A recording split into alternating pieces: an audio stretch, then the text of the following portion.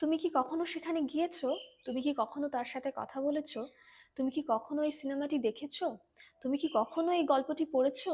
তুমি কি কখনো এই বইটি কিনেছো? এই ধরনের বাক্য মানে তুমি কখনো এই কাজটি করেছো কিনা কি করে ইংলিশে বলবো, চলুন আজকে শিখে নেওয়া যাক। তখন আমরা ব্যবহার করব হ্যাভ ইউ এভার, তারপরে ভার্বের third form. Have you ever ভার্বের থার্ড ফর্ম। ফর এক্সাম্পল, তুমি কি এটা কখনো ট্রাই করেছো?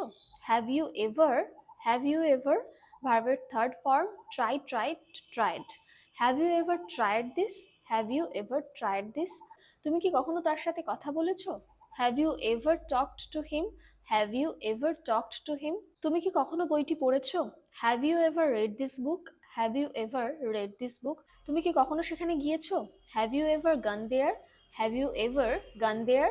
এবার এটার ইংলিশ কি হবে আপনারা অবশ্যই কমেন্ট বক্সে কমেন্ট করে জানান। তুমি কি কখনো লাইব্রেরিতে গিয়েছো?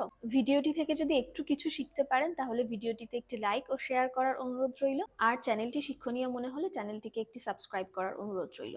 Keep learning English and keep growing. Have a good day.